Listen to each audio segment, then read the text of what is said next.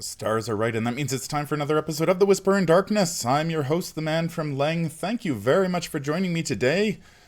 Welcome to the stream, everyone. Sorry for the late start. FFG's website was down for most of the morning for whatever reason, so it was difficult to prepare, but we got it done. We are here today to talk about the Investigator starter decks. FFG dropped a literal fuck ton of new cards on us yesterday, both on the website as well as in the live stream. Probably the biggest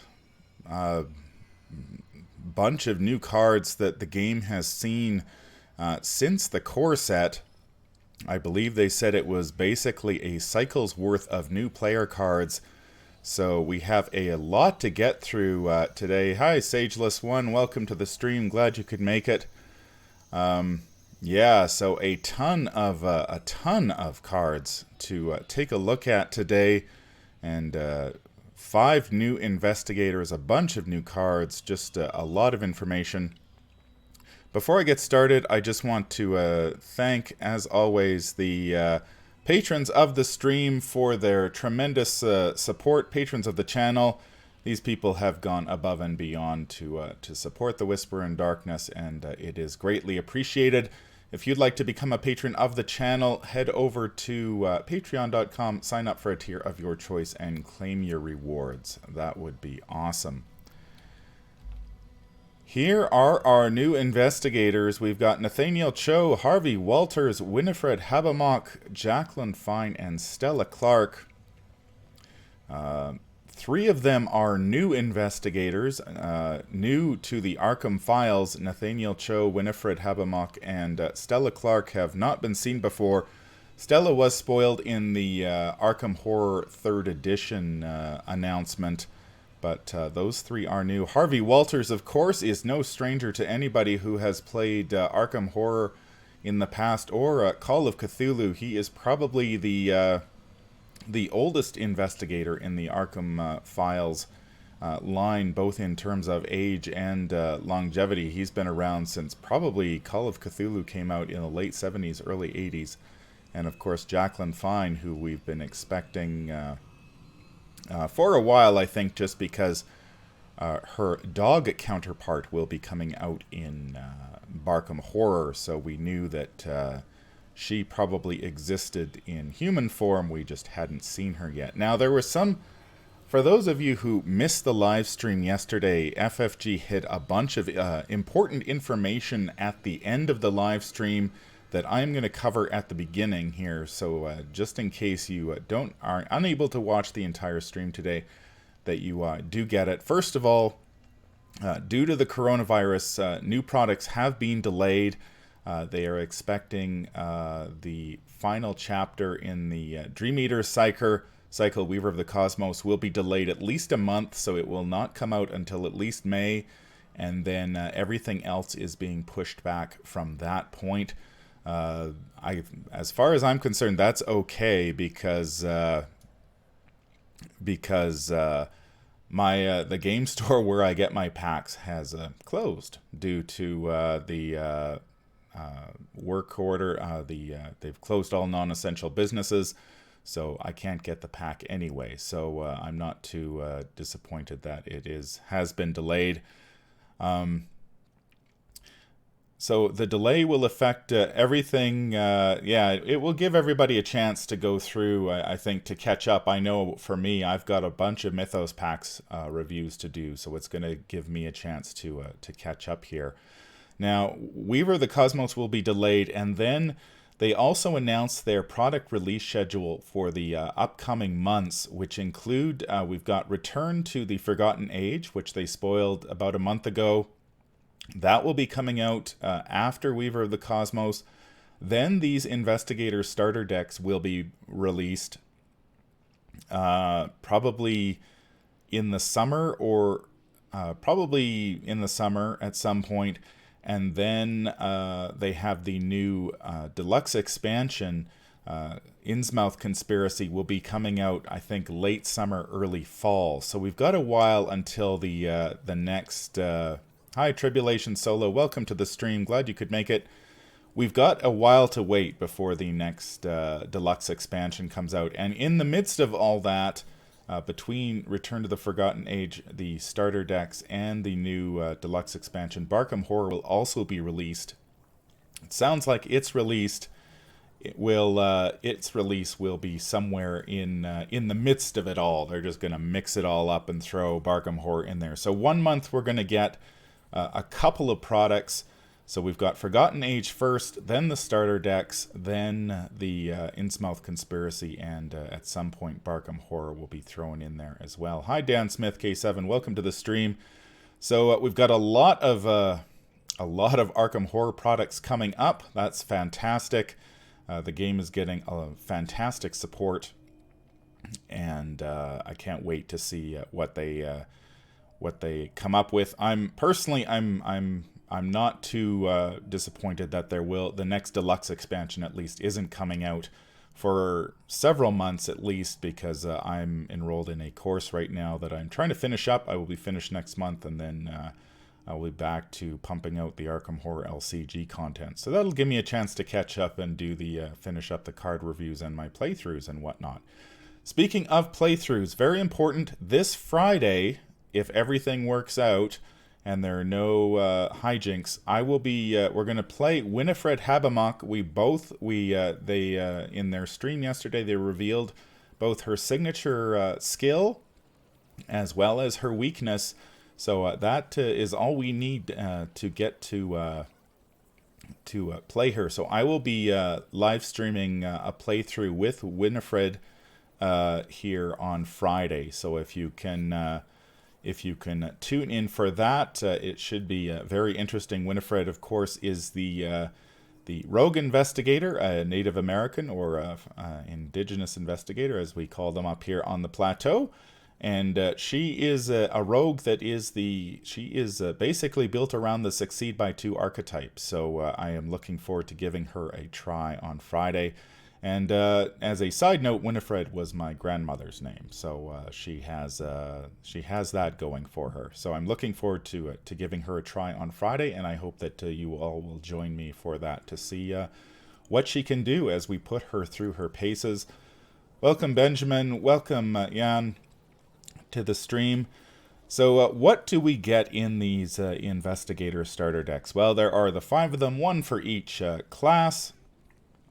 Each deck contains a 34-card Investigator deck. Hi Byzantium, welcome to the stream. Each deck is a 34-card Investigator deck. You receive a full play set of all the cards in them. There are some reprints, although not that many, it seems, by the card fans and what they said on the live stream. There are a few reprints, several cards that have been receiving level 0 counterparts that we've already seen their upgrades, but we're getting their level 0 counterparts in this set, as well as a ton of new cards.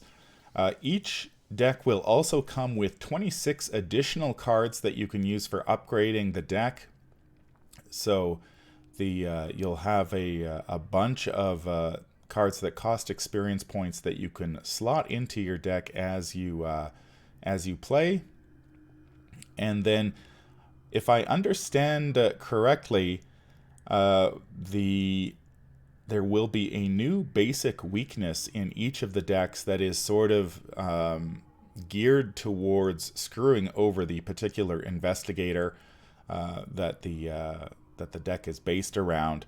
But of course, we can take those basic weaknesses and add them to our basic weakness pool, should we wish. And just to help out the new players as well, it sounds like there will also be a little strategy card in each deck to tell you how to play the investigator the best, as well as provide advice on how to upgrade that deck as you play. So this is a fantastic product for new players out there who are looking for, who don't own the core set, but their friends do, and they just want to play. They don't want to buy in too deeply.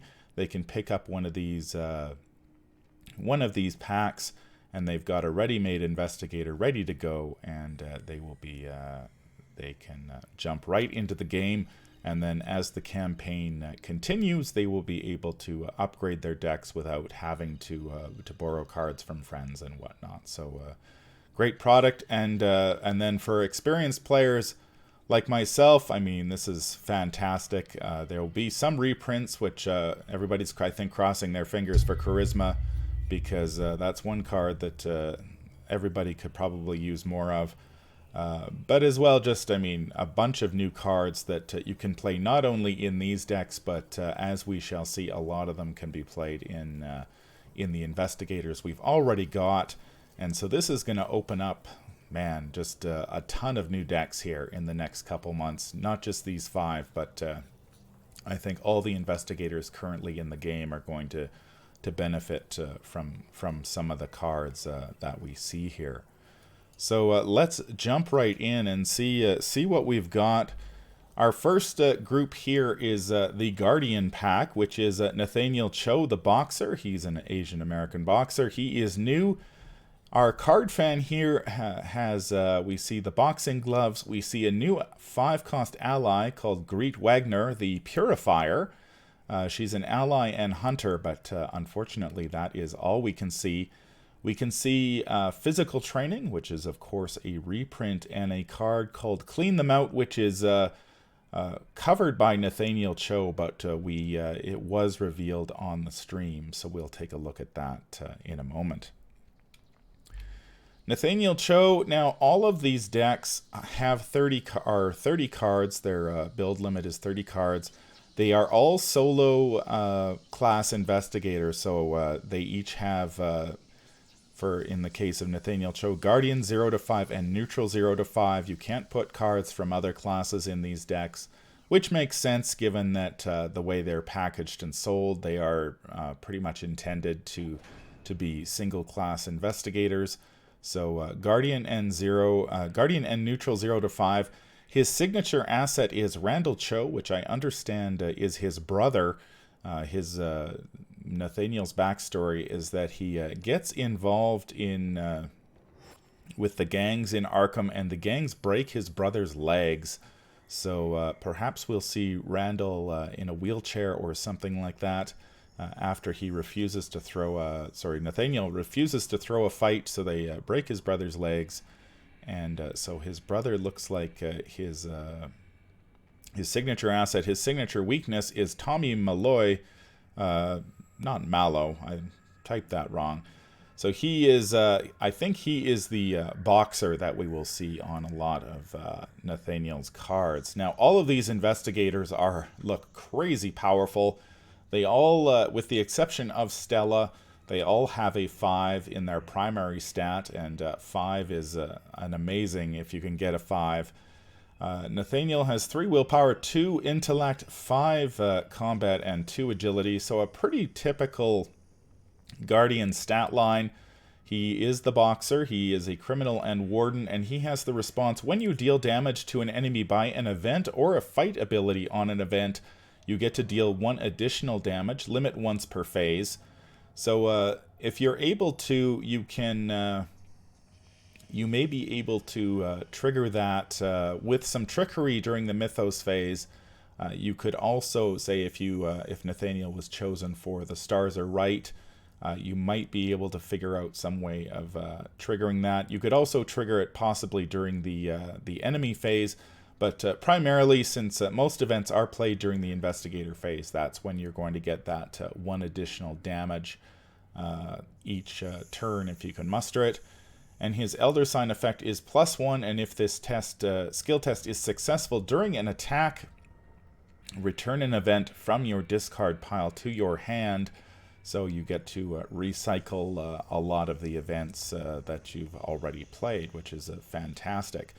He has 9 health, which is pretty much to be expected, and he's got above average sanity for a Guardian at 6. So he's a little more resilient in that respect. So obviously Nathaniel is a different kind of Guardian than we've seen in the past. Most Guardians just like to purchase the big weapons and go to town with their firearms. Nathaniel, he is more he's geared around events, and using those events to dish out damage to enemies, and then recycling those events and then playing them again if he can. So good stuff there. Speaking of events, now he does deal additional damage when he uses an event or a fight ability on an event. I did a quick look to see what we have in terms of events, and we've got, let me move myself to the other side here so everybody can see. So we've got, there are quite a few. Obviously, I'm Done Running is not available to him, nor is, there's one other one, Dark Pact is the other one. But you've got cards like Ambush, Blood Eclipse, Dynamite Blast, of course, is a big one, although as they pointed out yesterday on the stream, you're really only doing one additional damage with Dynamite Blast, but that's still pretty good. You've got Heroic Rescue, so if Nathaniel charges in to save an investigator, he can deal an additional damage with that. And Mano a Mano. And I can't honestly remember what Interrogate does. But let's take a quick peek at that one. I'm curious. It's been a while since we played, since Mano a Mano and Interrogate came out. And the nice thing about these types of investigators is that they make old cards that nobody used to use relevant again. So Interrogate is... Interrogate doesn't do damage, so that's not an issue. But I believe Mano a Mano does deal 1 damage to an enemy engaged with you. This action does not provoke an attack of opportunity. So if Nathaniel drops a Mano on an enemy, he will deal 2 damage to it instead of 1, which is, 2 damage is huge against those, whether the enemy has simply has 2 health, or whether that enemy has 3. You're in much better position to take it down in 1 turn, like with that. So I think the big ones here for him are going to be cards like Mano a Mano, Heroic Rescue, and Dynamite Blast. I can't remember what Ambush does. Let's take a look at that one too, out of curiosity. I believe that's the one where it's the first enemy off the top of the deck. If there are no investigator, after the enemy spawns, deal 2 damage. Yeah, so after an enemy spawns at an attached location, deal 2 damage to that enemy and discard Ambush. So if he plays Ambush, he will hit for 3 damage instead of 2, which is pretty good, especially if you're facing a lot of those 3 health enemies in a campaign like the Forgotten Age, where everything seems to have 3 health. So quite a few options in there for Nathaniel to build a deck around. Now he does. They did reveal a bunch of new cards for Nathaniel. We have the first up is Counter Punch. It's a 0-cost event with a combat and agility skill icon. The spirit and tactic traits. It is fast, and you play it after an enemy attacks you, even if that attack was cancelled. Fight, this attack targets the attacking enemy. So, as I was saying with Nathaniel's ability, most of the time you're going to trigger it during the investigator phase, but Counterpunch is one of the ways that you can trigger it during the enemy phase, because if an enemy comes after you during the enemy phase, you will be able to Counterpunch. And not only do you get the attack, but you will also be able to deal 1 additional damage, because it does have a fight action. So that is very handy. This is also nice for attacks of opportunity.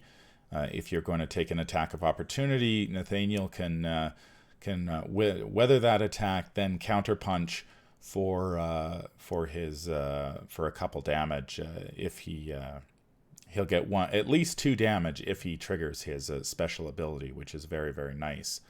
Counterpunch also has the spirit trait, so it may be also useful for it's Calvin Wright is the investigator who can take spirit cards.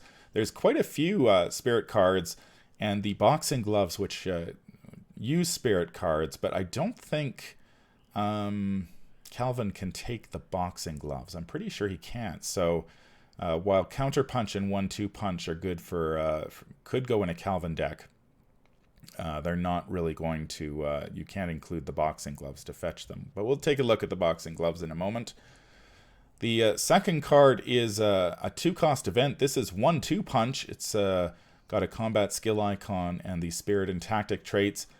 And again, an event. Fight, you get +1 combat for this attack. If you succeed, you may fight that enemy again. You get +2 combat and deal +1 damage for that attack. So we get some action compression here. If you can play 1-2 punch, Nathaniel's going to get 4 actions per turn. And that is definitely going to help you against those beefier 3 and 4 health enemies. With 1 card, you can attack, and then you can either trigger your damage bonus on the first attack, in which case you'd hit for 2, or you can trigger it on your second attack, in which case you would hit for 3. So with 1-2 punch, you're dishing out a minimum of 4 damage. Yeah, he can get the box. Yeah, that's right, Jan. He can get the boxing gloves with versatile. I believe that is the only way that he can include them if he wants. So he'd have to increase his deck size by quite a bit to get the gloves if he so wanted. But it does let him search for spirit events, so that is helpful. Hi Matthew, welcome to the stream. Glad you could make it. So 1-2 punch, really nice action compression card. Nice to deal additional damage. And so yeah, you can take down a 4 health enemy with 1 card, and you get that additional action, which is very nice. Now, of course, no boxer would be complete without the boxing gloves. It is an asset, a 3-cost asset with a combat skill icon and the item and weapon traits. You get +1 combat while fighting, so it's good if you are fighting, but not if you are making combat skill tests, say to open locked doors and whatnot. I can imagine it would be very difficult to open, or what is it? Which is the one that uses combat? Is it Overgrowth? There are a couple treachery cards that use combat, so the boxing gloves won't do you any good if you're using those during those tests, but it's good for fighting. So that Nathaniel with the boxing gloves is a 6 combat investigator. And as a response, after you defeat an enemy, you can exhaust the boxing gloves, search the top 6 cards of your deck for the spirit event, and add it to your hand. Shuffle your deck. So that lets you find your counter punches and 1-2 punches that you can play to deal your additional damage and fight enemies. Yeah, counterpunch actually gives you an additional action as well, because you would get that action either during the attack of opportunity or as during the enemy phase. So Nathaniel can be doing, between the 2 of those cards, he could take 5 actions per turn, which is, I mean, extra actions is always excellent. So the boxing gloves let you search for the spirit events that Nathaniel needs to pound away at his opponents. Now, I assume this boxer in the white trunks, the guy that Nathaniel is pounding on, is probably Tommy Malloy, sorry, his signature weakness, but we don't know what he does yet.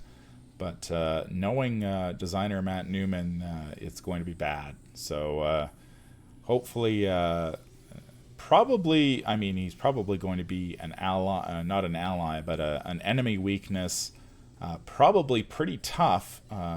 It's going to take, probably chew up some of Nathaniel's actions to try to beat this guy down. Now, the boxing gloves do take up both hand slots, but I don't think that's going to be, I don't think that's going to be too big of a concern. I don't think, I mean, Nathaniel doesn't really have, he's not really the weapon type guy, so I don't really see the two hand slots as being a big issue. The boxing gloves are really good for him, but they can also be used by a variety of other investigators in the Guardian class, as well as the off class Guardians. But yeah, they're really meant for Nathaniel. So the two hand slots, not going to be too big a deal for him. Now, there's also, we saw the live stream had a couple of other cards they showed, as well as the preview article had one upgrade. It was Lesson Learned. It's a 1-cost event that costs 2 experience points. It comes with a willpower skill icon and 2 intellect skill icons. It has the insight and spirit trait, so again, you can fetch that with the boxing gloves. I believe insight, is it Joe Diamond, who's the insight guy? So it could probably, I believe it could go in his hunch deck. Is that, let me check here.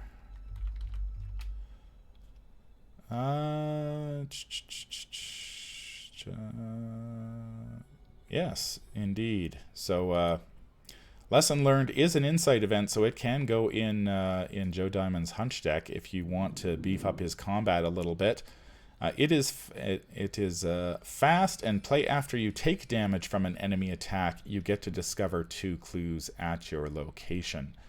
So this lets Nathaniel or another Guardian Investigator or off-class Guardian, since it only costs 2 experience points, you can trade some of that magnificent health pool that Guardians have for a couple clues.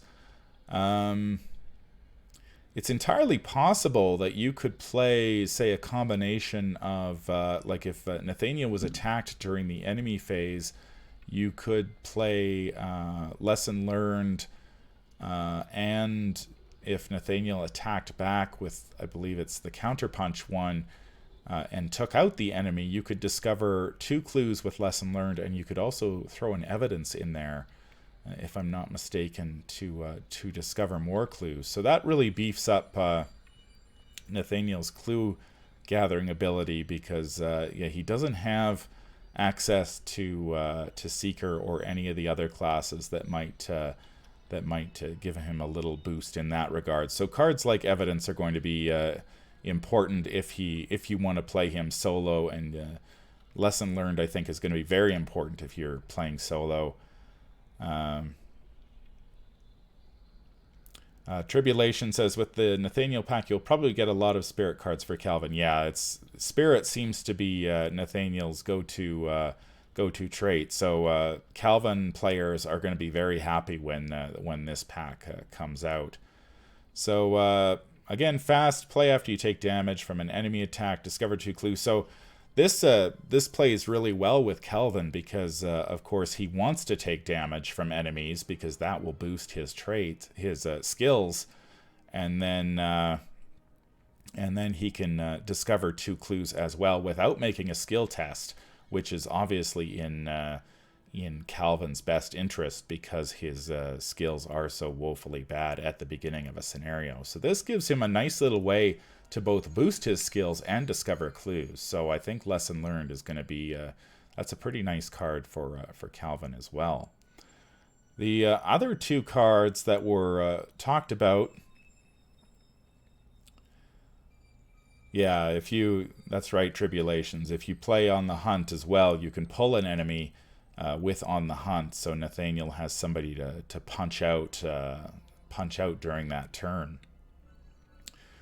The other 2 cards were Clean Them Out and Get Over Here. I feel like Get Over Here is an in-joke name from the Lord of the Rings LCG. There was I believe it was a hero, and some of the guys over at Cardboard of the Rings would always yell "Get over here" when he would grab enemies and move them around the table. So I wouldn't be surprised if that is a reference to that.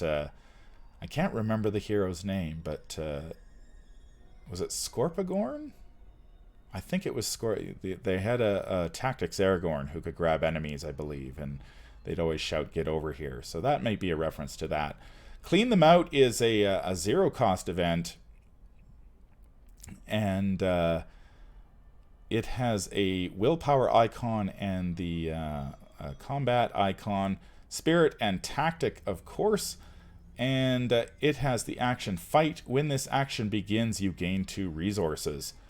Wow, this is fantastic for pretty much every Guardian investigator out there.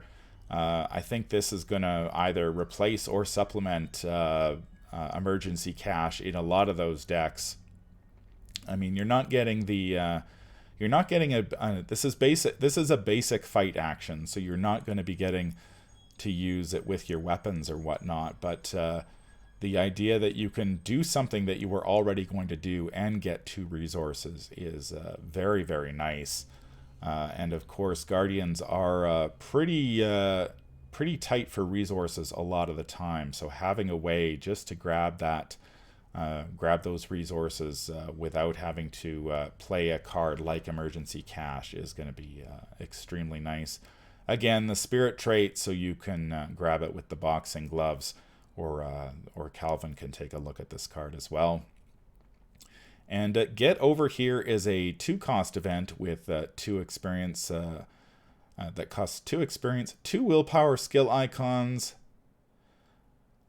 Yes, Reaverman42, it does count as a basic fight action for the purposes of brute force. So let's just take a quick look at brute force. I just recently wrote up my review for that card, so I should know what it does. But while brute force is committed during a basic fight action, it gains 2 combat skill icons in the text. If this test is successful by 2 or more, this attack deals +2 damage. So if you can, I mean, Nathaniel can't take brute force himself, but if you pair him up with somebody, with a survivor or off-class survivor that can, Nathaniel could do a lot of damage in 1 turn.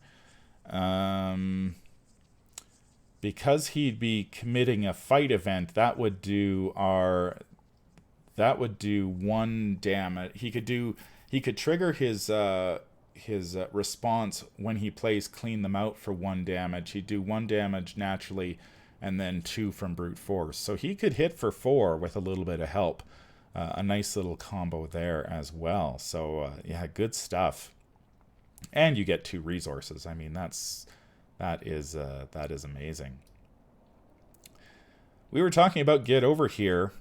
2 intellect, 2 willpower icons and a combat skill icon. Again, spirit tactic, so it's you can place it on Clean Them Out, and Get Over Here can be placed on I'm blanking on the name now, but the Guardian Stick to the Plan. There we go.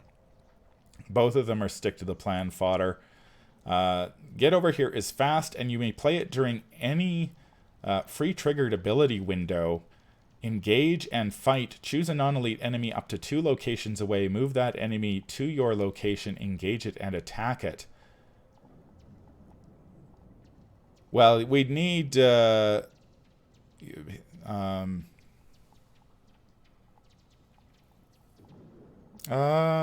no. No, you're right. He couldn't commit it to the... No, it wouldn't be a base... Yeah, you're right, Jan. It wouldn't be... He couldn't use brute force with Clean Them Out, because that would be fight. You're using Clean Them Out. It would be a basic fight action. So Nathaniel would be able to hit for 3 if he was helped with brute force, but he couldn't play a card. You're right there. So I mentioned at the top of the episode that Nathaniel can use his special response is once per phase, and here's one that lets him use it during pretty much any phase, because you can trigger this during any free triggered ability window, and there are those windows during the Mythos, Investigate, Enemy, and Upkeep phases, so you can play Get Over Here pretty much any time you want. As a fast ability, engage you. So you engage the enemy and then fight it. Choose an enemy up to 2 locations away. Move that enemy up to your location. Engage it and attack it. So Nathaniel could get could get an additional damage with that event. And what is the... no, the gloves don't do additional damage. So but he would deal an additional damage with Get Over Here if he grabbed an enemy from...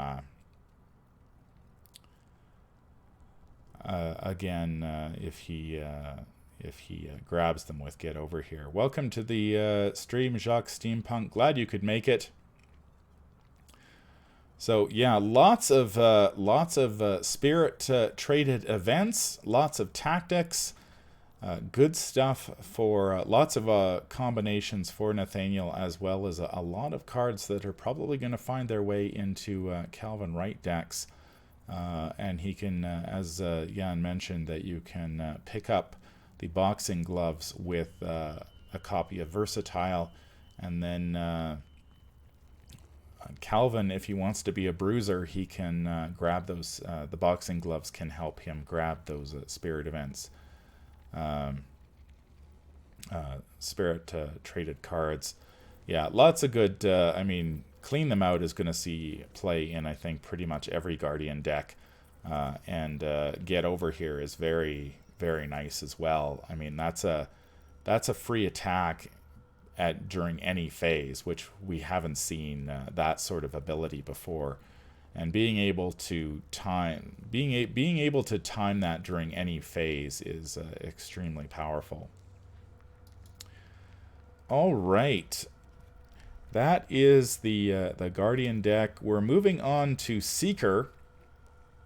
And good old Harvey Walters, the Professor. Now, our card fan gives us a few insights into what's in his deck. Vault of Knowledge, of course, is Harvey Walters' signature asset. We'll take a look at that in a moment. Laboratory Assistant looks like a reprint. We have a Disc of Itzamna, which is a downgrade for the disc. I believe the disc, is it 2 experience points?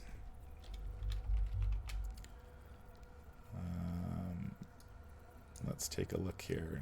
That's not how you spell disc. Yes, Disc of Itzamna costs 2 experience points, so you're giving up a combat and an intellect skill icon. You just get the wild icon, and it's hard to see what it does. Probably non-elite enemy spawns. Probably discard. So yeah, I think what the disc of the level 0 Disc of Itzamna does is basically the same as the level 2 version, except when a non-elite enemy spawns, you discard the disc to deal 2 damage to the enemy spawning at your location. So some help there for the Seekers who have something drop on them. They can deal a quick 2 damage to it before it wreaks havoc. And we also have a downgrade for Feed the Mind, which was a 3 experience point card in the Depths of Yoth, and so it has 3 secrets, same as as its 3 experience point counterpart. Exhaust Feed the Mind, test 1 intellect for each point to a maximum of 3. Draw 1 card. So the test on the 3 experience point version is a 0 intellect, and it looks like they're capping out the cards at 3. So not nearly as powerful, but that's pretty much what you would expect for a level 0 card. So probably lets you draw 3 cards. I'm not sure if it will have the take 1 horror for each card in excess of your hand size. It doesn't look like it. So Feed will not deal damage to you, or deal horror to you, sorry. I'm just going to take a quick drink here, and we'll keep on trucking.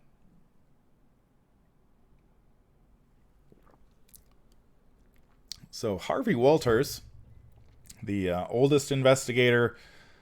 If you've ever played the Call of Cthulhu role-playing game, Harvey Walters is their sort of demo investigator that they use. So I'm glad to see him in the game finally.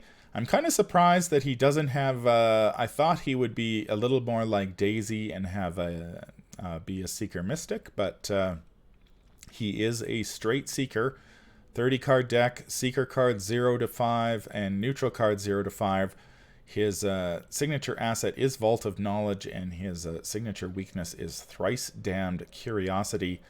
He has 4 willpower, 5 intellect, 1 combat, and 2 agility, so definitely not a fighter in any way, shape, or form. He has the Miskatonic trait, and the response after an investigator at your location draws 1 or more cards from their deck during the investigation phase, that investigator draws 1 card. Limit once per round. So if Harvey uses this on himself and you take a draw action, you get 2 cards instead of 1. Or if any other investigator at your location does the same thing. Or if you play any of those draw events that the Seekers have in spades. And his Elder Sign effect is very simple, +1 and draw a card. So Harvey is the card draw Seeker. As we will see, a lot of the cards in this pack really focus on maximizing your hand size. We've seen quite a few cards recently that in recent packs in the Dream Eaters that have focused on investigators with larger hand sizes, and Harvey definitely plays into that.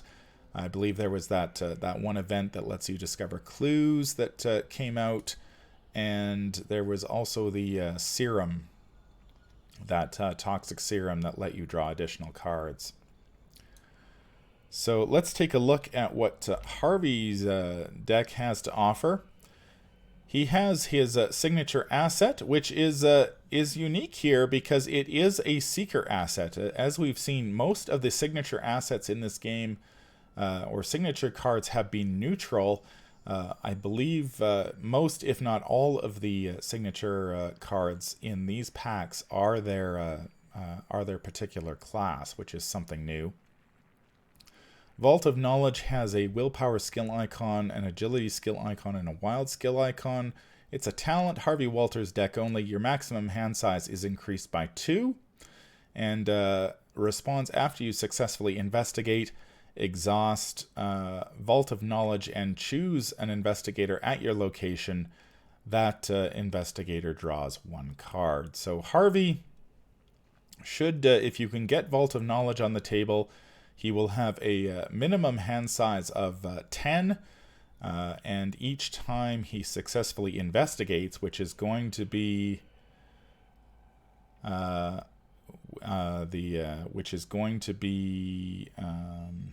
every time he investigates, which is going to be very easy, with an intellect of 5, he gets to choose an investigator at his location, and that investigator draws a card. So that's pretty nice, because it's not just Harvey you can use that card draw for. If Harvey is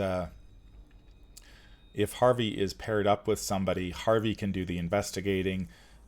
He'll grab cards, and then he'll grab clues, and then if an investigator at his location hasn't drawn into their big, say their big weapon if they're playing Guardian, or some of their key tools if they're playing Mystic, Harvey can help them out with that card draw. So minimum 10 hand size and drawing more cards, which is going to be important if you're playing the Soleno Fragments Book of Books.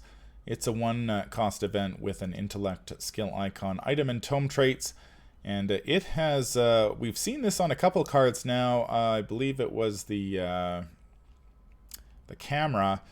While you have 5 or more cards in your hand, you get +1 intellect. So Harvey is probably going to be a 6 intellect with this, at least. If you have 10 or more cards in your hand, you get +1 willpower as well, so you get +1 intellect and +1 willpower. And if somehow you can get 15 cards in your hand, which is basically half your deck, if you're playing an investigator like Harvey, 15 or more cards, you get another +1 intellect. So Harvey would be a 7 if he can get both 15 cards. If he can get this down on the table and then an additional 15 cards into his hand. Welcome to the stream, Andreas. Glad you could make it. And of course, it is a tome, so it takes up a hand slot. It is a tome, so of course Daisy could look at this as well, although this one doesn't have an action that requires it. Doesn't have an action to trigger, so I'm not sure if Daisy will be all that interested in this one. But there are, if you're playing into that draw all the cards archetype, this card will give you a big boost to your intellect and willpower as well, which is usually what I mean. Those are the two, I think, probably the two most important stats as far as Seekers are concerned. Most Seekers are pretty weak in the combat and agility departments, so having the ability to both investigate with a 7 intellect and then weather any treacheries that come your way is pretty sweet. Now, speaking of combat and agility, we get an upgrade for Mind Over Matter from the core set. It's a 1-cost event with 2 that costs 2 experience. It has a combat, agility, and a wild icon, so you can use it for 2 combat or 2 agility if necessary. Insight trait again, so that can go in Joe Diamond's Hunch deck if you so desire, which might actually be useful considering that his agility is pretty bad. His combat is good, but his agility is bad. Fast, play during your turn until the end of the round. Add your intellect to your combat and agility. Draw 1 card. Now, it's been a while since I looked at the regular one. What's the difference? May user in place of your, so the level 0 version is you use your intellect in place of your combat and agility, and this one you add your intellect to your combat and agility. So an investigator like Harvey, if he is adding 5, 6, 7 intellect to his combat and agility for the remainder of a round, suddenly he becomes a pretty he'll have 6 combat. That's pretty good. That's pretty good for taking out small enemies anyway. So good stuff there. If you need that combat and agility for a turn, especially if I think he was 2 agility, so if he has, say, a 7 agility, that's going to be very good to help him evade if necessary, especially against enemies that have the retaliate or alert keywords. You really don't want to be trying to fight or evade those enemies with a 1 or 2 combat and agility respectively. You really want to trump those the chaos bag in those sorts of tests. So a card like Mind Over Matter, if you played the regular Mind Over Matter, you'd have a 5, but having a 6 or 7 would be, of course, even better for those particular tests. Now we have the big boy here. The one upgrade in the Harvey Walters deck is the Necronomicon Petrus de Dacia translation, 3-cost asset, 5 experience points, 5 intellect skill icons. Wow. It enters play. It's an item and a tome. It enters play with 6 secrets, limit 1 per deck. So this is you're gonna have to dig for it with your card draw, but that of course is not going to be an issue for Harvey if he has half his deck in his hand at any given time. And it has a bunch of different abilities, all free triggered abilities, which is fantastic. You can spend 1 secret to get +2 skill value for a skill test.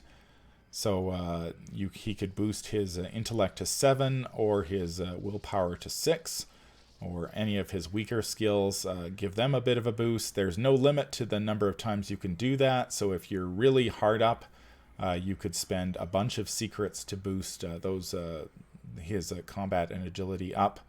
Or he could use it to, I believe it's archaic glyphs that you can discover more clues the more you succeed by.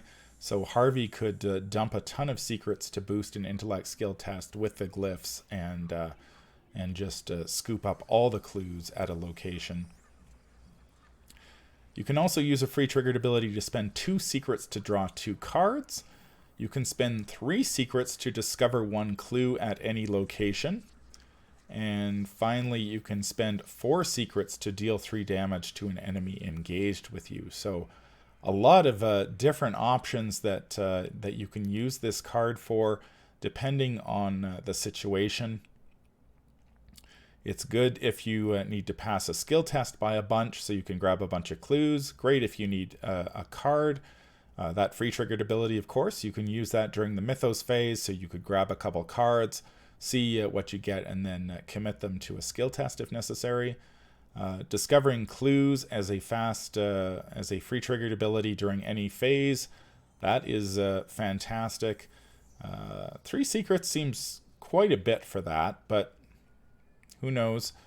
And of course, spending 4 secrets to deal 3 damage. I don't see myself doing that all that often. I'd sort of expect that if you had the Necronomicon in your deck, that especially if you were playing multiplayer, I don't see that happening all that often. The Guardian should be, the Guardian or the fighter in the group should definitely be taking care of the enemies, so you shouldn't really have to deal 3 damage. But it is nice in solo to have that ability, especially 3 damage. If it was 2 damage, I would not be as happy, but 3... There are so many enemies these days with 3 health that the ability to take them out with 1 shot is pretty nice. And of course, it takes up a hand slot. The live stream spoiled 2 other cards. We've got Arcane Enlightenment, which is a 2-cost asset with 2 willpower skill icons. Ritual trait, and it has your maximum hand size is increased by 1. And so Harvey can boost his hand size to 11 or 12 if he gets a couple of these down. And it says you have 1 additional hand slot, which can only be used to hold tome assets. So this not only plays into Harvey, Arcane Enlightenment is non-unique, so you could have 2 of them on the table to boost his hand size up to 12, I think we're at now, between Vault of Knowledge and Arcane Enlightenment. And it does take up an arcane slot, so he'd be sacrificing his arcane slots for hand slots. But again, Harvey can't use mystic cards, so there are relatively few seeker cards that use arcane slots. Let's take a quick look at that. I don't think there are that many. I can't remember. Let's do a quick search here, see if how many there are. Where's the slots? Arcane. So there are 6. We've got the Arcane Insight from Black Star's Rise. All of the archaic glyphs cost you an arcane slot. Dream Enhancing Serum from 1,000 Shapes of Horror. That is the one that allows you to only the first copy of each card in your hand counts towards your maximum hand size. So Harvey with the Dream Enhancing Serum can really jack up his hand size. And it also helps him draw cards and feed the mind, which is the asset. Also takes up an arcane slot. So depending on the build that you choose, you probably aren't going to, like, if you want to go the archaic glyphs route, Arcane Enlightenment is not going to be all that good because there's a conflict there in the slots. And Harvey, I'm pretty sure there's no way that he can gain additional arcane slots. So he'll have to, that'll be something you're going to have to juggle. But Daisy may also like this card, if only because she gets an additional hand slot that she can use for tome assets, and of course she loves those tomes. So again, lots of cards in the Harvey deck to 1, draw you cards, and 2, increase your maximum hand size. So whoever is playing Harvey at the table is going to have a ton of cards in their hand at any given time. Which, of course, is great because the more cards you've got in hand, the more options you have, and the more options you have to commit cards to other skill tests. Finally, there is Cryptic Writing. It is a zero-cost event that costs 2 experience points. Intellect and Wild Skill Icons Insight trait, again, so it qualifies for Joe Diamond's Hunch deck. And it says gain 3 resources, 4 resources instead if you have 10 or more cards in hand. And response, after you draw Cryptic Writing during your turn, play it. So again, we get some action advantage here because this does not take an action to play. It's sort of like the research cards in that if you just happen to draw this card, the research cards are when you search your deck. If you see them in there, you get to play them. This one plays into Harvey's draw ability. So if you just are drawing a ton of cards, you get to gain 3 resources. Very straightforward and powerful. So resources are generally pretty good. So, and of course Harvey gets a little bit of a bonus there if he is able to have 10 or more cards in his hand. He gets an additional resource out of the deal. So good stuff there. So lots and lots of card draw, some resource generation in there. Very nice. So Harvey is going to be he's going to be interesting. I mean, the thing about card draw is that you can draw all the cards in the world, but if they're not doing something for you, they're not going to be all that effectual. But Harvey should be able to get set up very quickly during scenarios, and then be able to use some of those cards to really and I mean the 5 intellect. I would play Harvey if his card was blank, just for the 5 intellect, because 5 intellect is so powerful. You can race scenarios with that very easily. It almost doesn't matter what else he does, because if you can discover clues fast enough, you can really make some good headway against scenarios. So that will be Harvey. We head on to the Rogue. Winifred Habermock, our first Native American investigator. The Aviatrix. So we see her, the card fan here. Daring Maneuver, of course, is a reprint. Because Winifred, as they mentioned on the stream, Winifred is built around the whole Succeed by 2 mechanic. So she is Daring Maneuver. It makes a lot of sense in her. We have her signature skill, Anything You Can Do Better, which has 6 wild icons. And we'll take a look at its game text. I believe it's just you commit it. But yeah, 6 wild icons, man. That is, you're passing pretty much any test there. Lonnie Rittner, an ally, 4-cost ally. Lonnie, for those of you who have been keeping up with the Arkham Horror novellas, Lonnie is featured in the Jenny Barnes book. She and Jenny have some adventures, so I'm looking forward to seeing what the feisty mechanic can do. Perhaps there'll be some she can help out in the in a Jenny Barnes deck as well. And the Mauser C96, a 4-cost asset, which we will look at in a moment. A great weapon for rogues, especially in the Succeed by 2 archetype. So Winifred, 30-card deck again. Rogues 0 to 5, neutral 0 to 5. Her skill, Anything You Can Do Better, and her signature weakness, Arrogance. She has 1 willpower, of course, because she's a rogue. And 3 intellect, so average intellect, average combat at 3, and then super high agility. So she's in the dodge category for sure. She's a criminal, I think, because in her backstory she stole a biplane or something like that. As her free triggered ability, if 2 different non-weakness cards you control are committed to this skill test, you get to draw a card.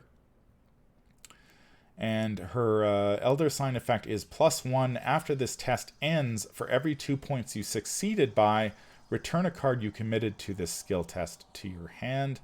She has 8 health and 7 sanity. She's going to need that sanity because that rogue willpower is going to be a definite liability.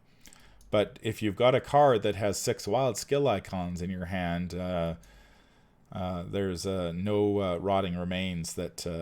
I mean, that's your 7 versus 3 at that point. So Rotting Remains isn't going to do a whole lot to you. If you've got anything you can do, I can do better in it.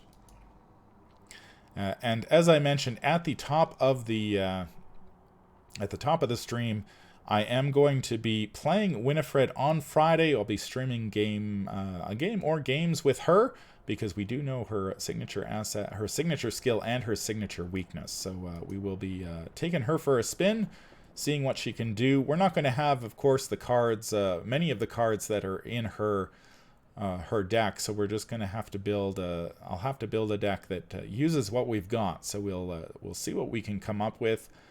But her special ability, obviously, it doesn't trigger unless you commit 2 cards to the skill test. So really, if you're committing 1 card with her, as Matt Newman said, you might as well try to commit 2, because that way you get that card draw. And it's limit once per test. So if you can keep that card draw going, you can continue to draw cards. If you take 3 tests per turn, you've got to commit 6 cards, but you also get 3 cards in return if... and you don't even have to succeed. Yeah, you just need to commit the cards. You don't even have to succeed. So if you take 3 skill tests in a turn, you'd have to commit 6 cards, but you'd get 3 cards back. So that is pretty sweet. That is very, very nice. And her Elder Sign effect is pretty good too. Sort of mimics the ability on Opportunist, where you get to yank those cards back to your hand and play them again to the next test. Let's take a look at some of the cards in her pack. We have the Mauser C96. Hi, Christopher. Welcome to the stream. Yeah, it's too bad Opportunists succeed by 3, but if there's an Investigator who can succeed by 3, it is definitely going to be Winifred. I think the Mauser C96 is going to be make a huge impact on rogues. It's 4 cost, 1 agility icon, item, weapon, firearm, and illicit. It has 5 ammo. Exhaust the Mauser C96 and spend 1 ammo. Fight, you get +1 combat and deal +1 damage for this attack. So it's basically a machete that exhausts. Rogues have needed a weapon like this since the dawn of time. So having a card like this is, I mean, you get the bonus combat and the bonus damage. But then if you succeed by 2 or more, you can either ready the Mauser or gain a resource. So again, fantastic. If you are succeeding by 2, you can just keep shooting this Mauser action after action. So it is basically turns into a machete that uses ammo instead of that uses ammo. So really, really strong. It takes up a hand slot, of course. And it also plays into the whole resource game that rogues love. So if you don't happen to need to shoot an enemy again that turn and you succeed by 2, you can just take the resource instead. So that makes those assets just that much cheaper to play. If you're playing somebody like Skids, hi Lograk, welcome to the stream. If you can play somebody like Skids, you shoot the gun. You don't happen to need to shoot it again. You gain a resource, which then can allow Skids your 1 resource closer to taking an additional action this turn. So really, really nice card here. Can't say enough good things about the Mauser C96. We've also got Nimble, which is a skill with 1 agility skill icon and the innate trait. I believe innate is Silas's... Is Silas the innate guy?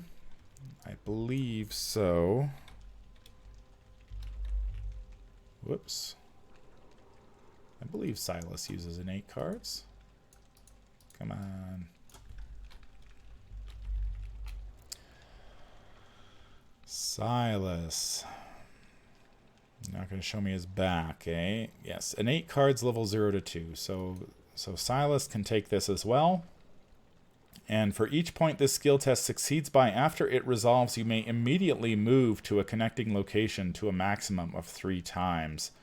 So if you need to get somewhere in a hurry, nimble is the key.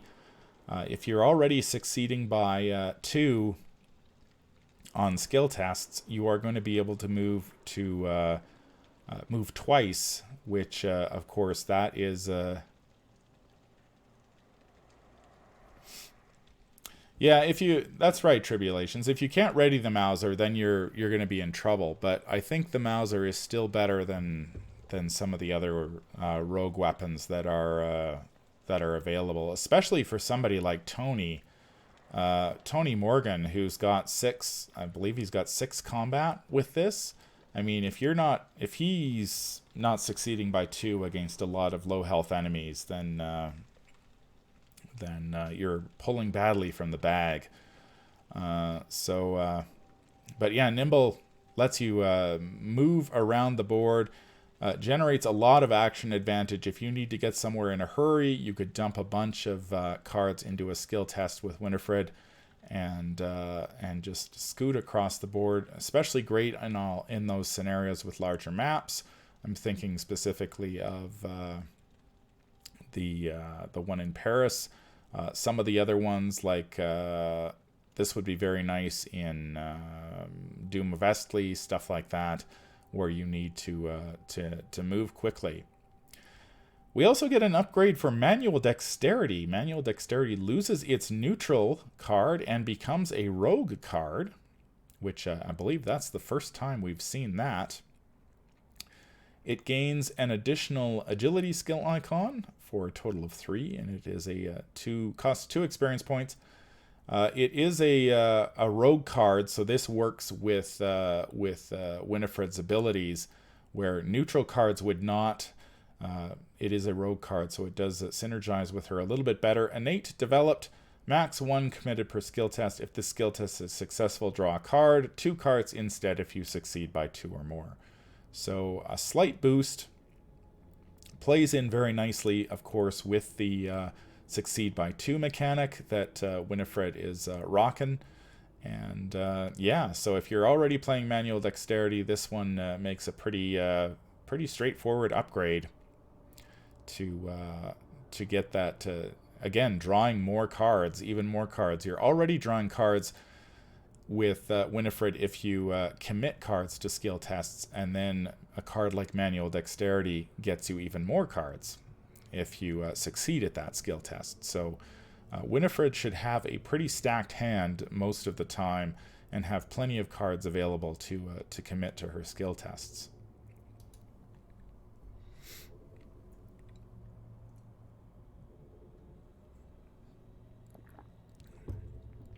All right.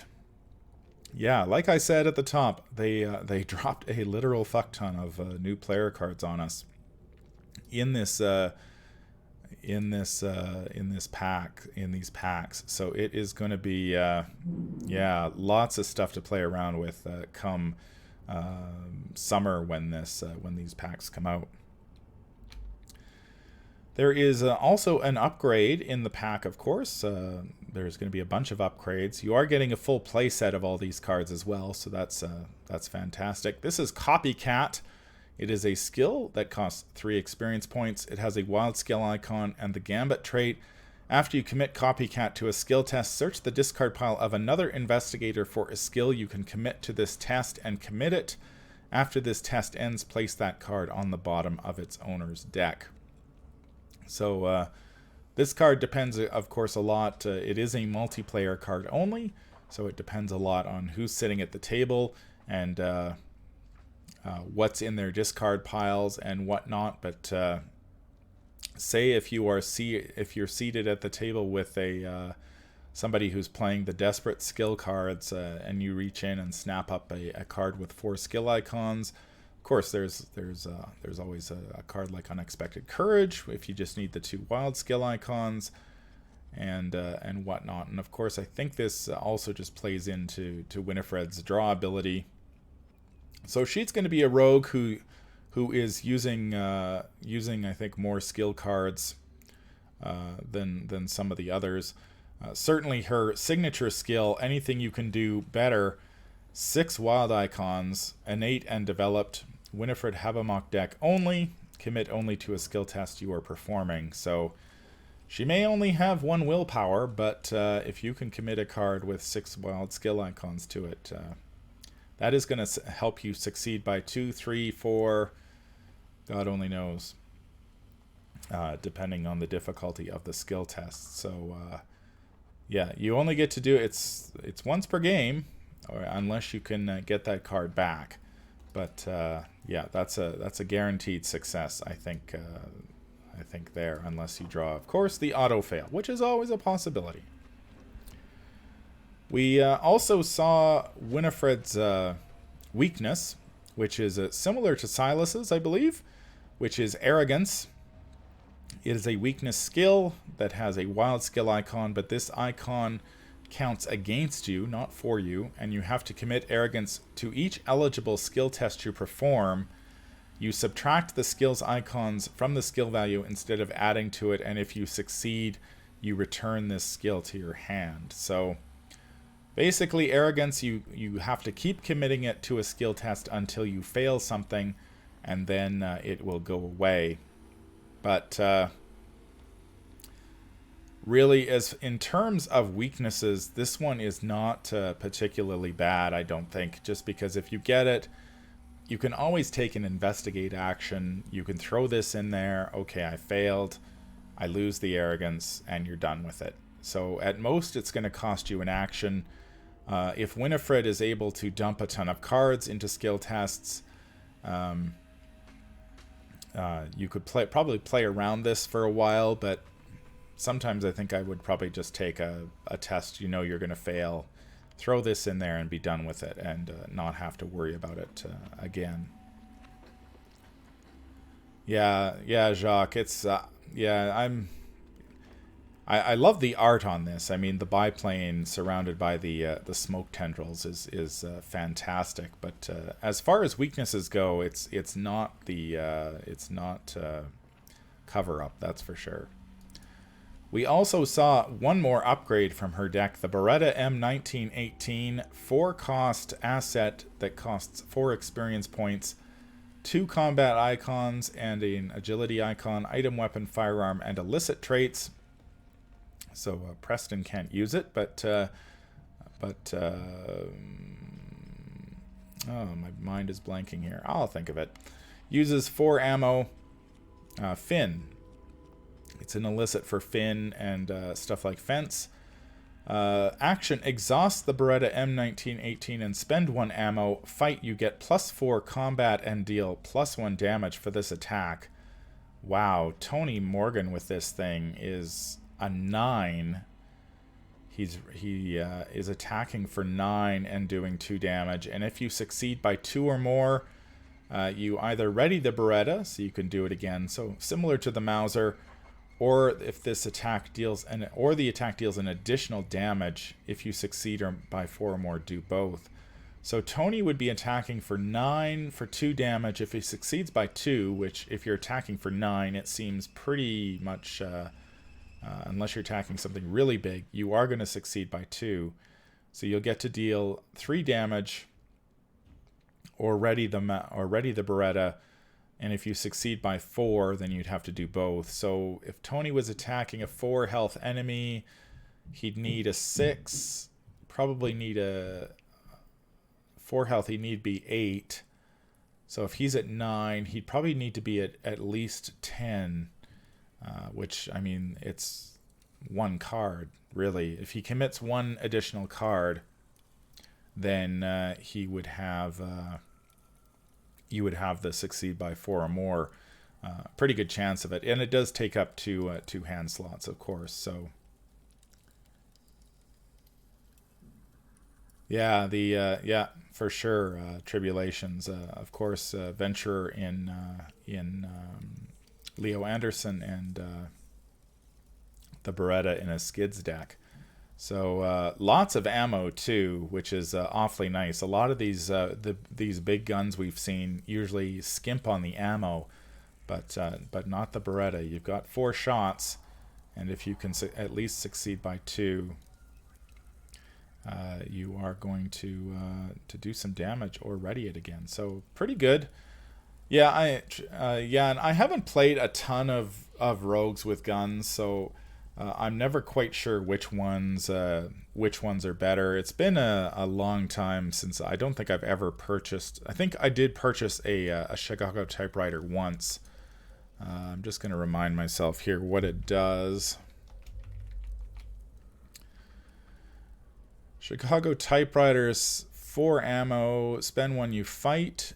You can spend additional actions to perform, get +2 for the attack for each additional actions, and deals 2 damage. Yeah, if you've got the additional actions, which of course is a rogue ability, then the Chicago typewriter is going to be you're getting +2 for each additional action you spend, and you get the +2 damage. So, yeah, if you're going the additional action route, then the Chicago typewriter is definitely going to be a better choice than the Beretta.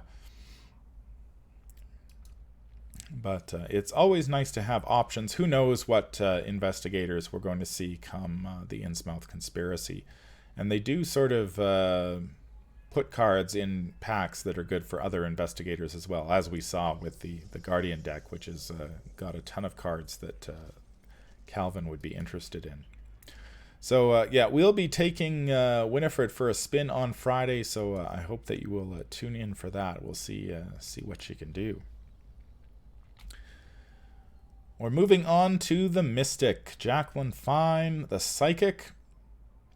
I'm glad we got some new Jacqueline art.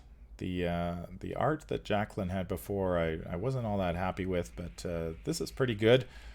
We've got Astral Travel, of course, which is a reprint, I believe, from the Path to Carcosa. We've got Robes of Endless Night, which is a new card. Ritual Candles, which is a reprint from the core set. And Arbiter of Fates, which is her signature asset. 1 willpower, 1 agility, and a wild talent. And it has the response when you use Jacqueline Fine's ability. Exhaust Arbiter of Fates. The something or other does not count towards its... So it's some sort of Chaos Bag manipulation card, I would assume. And Jacqueline Fine is all about Chaos Bag manipulation, as we shall see.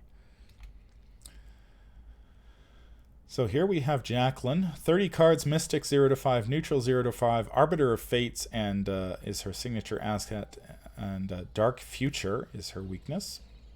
Like all the, most of the investigators, Stella excluded, she has a 5 willpower in her main stat. So amazing, an amazing mystic, again, who's going to be using spells to do everything. She has 3 intellect, 2 combat, and 2 agility. She's clairvoyant, and she has the response, when an investigator at your location would reveal any number of chaos tokens, reveal 2 additional tokens. Of the revealed tokens, choose and cancel 2 non-tentacle tokens or 1 tentacle token, limit once per round.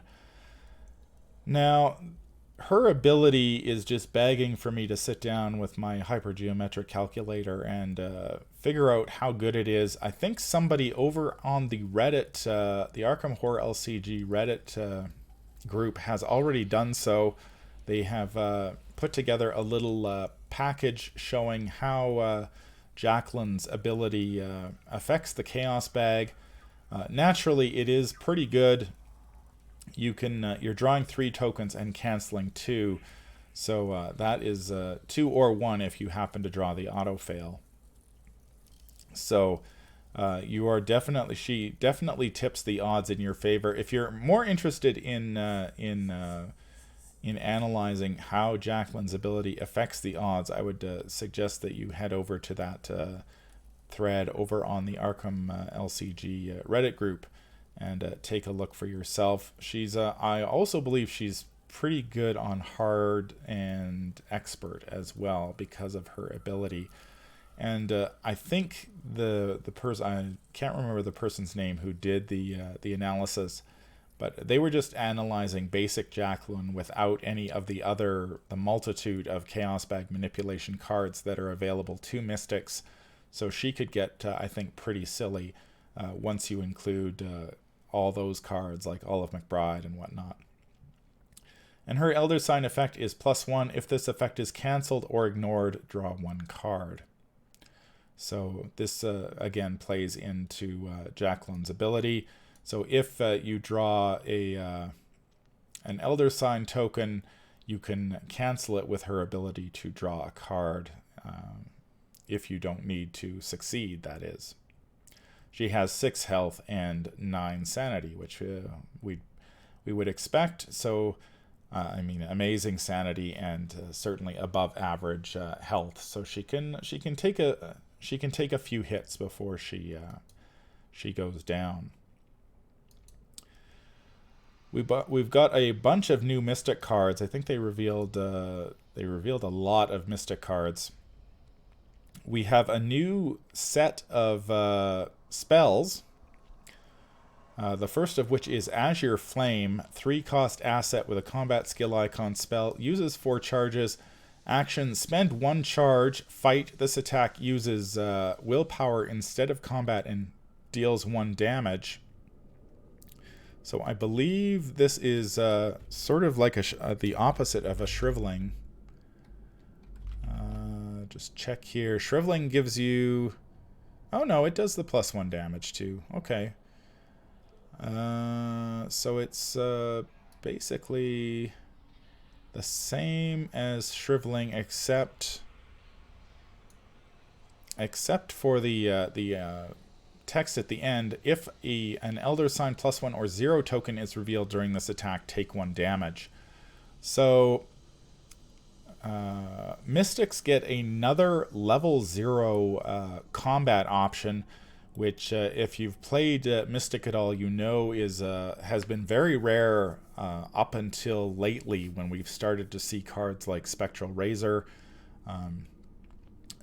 Wither, stuff like that. Mystics didn't really have a lot of combat options at level 0. Azure Flame is basically another Shriveling, except you will take damage if you draw one of the good tokens, and of course it takes up an arcane slot. So I mean, fantastic. More abilities to damage enemies is always going to be welcome. And I believe it is revealed, so if you're pulling a ton of tokens with Jacqueline's ability, Azure Flame has a higher chance of revealing those, so she possibly take damage. But there are fewer good tokens in the bag than bad ones, so hopefully Azure Flame's 1 damage should not be triggering that often. We have Clairvoyance, 4-cost asset with an intellect skill icon. This is I believe it's the second card in the set. Spell uses 3 charges. Spend 1 charge. Investigate. Investigate using willpower instead of intellect. If you succeed, discover 1 additional clue at your location. And if you draw an Elder Sign +1 or 0 token is revealed during this investigation, you take 1 horror. So this is like a Rite of Seeking, except the good tokens are bad. So it costs the same as Rite of Seeking, same number of charges. You're investigating the same, and you're discovering an additional clue. But I like this one a lot more than Rite of Seeking, because Rite of Seeking, if you draw a bad token, you lose all remaining actions and end your turn. That's pretty awful. Clairvoyance is way better. If you draw one of the good tokens, you just take a horror, which to most Mystics is that's a very, very small price to pay indeed. So I think Clairvoyance is going to see that's going to see a ton of play. I think Azure Flame will as well. If you're playing a combat mystic, you've got a lot of options now at level 0 to play around with. And of course, we haven't even discussed all the cards that seal cards that seal tokens and whatnot. So there are cards that seal the good tokens, so you could basically remove the risk of using Azure Flame and Clairvoyance entirely. With all the Chaos Bag manipulation that's available these days. The third card is Robes of Endless Night, 2-cost asset that costs 2 experience points, willpower and agility skill icons, item and clothing. I believe this is our first body slot for the Mystics, if I'm not mistaken. Let's take a quick look here. I think it is. Do Mystics use the body slot at all? Nope, they don't. So this is the first thing you can use on your body slot as a Mystic. And it gives you 2 health, which Mystics are always going to welcome a little bit of extra health. So you don't have to buy the bulletproof vest. You can pick up the Robes of Endless Night if you need a little bit more health. And it has the response, when you play a spell card, exhaust Robes of Endless Night, reduce the cost of that card by 1. Playing that card does not provoke attacks of opportunity. So 2 health, great. Reducing the cost of spell cards, great. So yeah. So it helps out in the resource department, and as someone who's played quite a bit of Mystic lately, resources tend to be a little bit tighter, so having a card like Robes of Endless Night that you can reduce the cost. And it's very nice if you happen to be engaged with an enemy and you have run out of your last Shriveling charge, you can drop a Shriveling or an Azure Flame for 2 resources without provoking an attack of opportunity, and then fight on. So very nice pickup there for not just Jacqueline, but all Mystics. I think will like that card. And it's nice it comes in at 2 experience points. We have one upgrade that they revealed, plus another. They revealed so many cards for the Mystics, it's crazy. We have another version of Recharge. This is the level 4 Recharge. I'm just going to bring up the old version.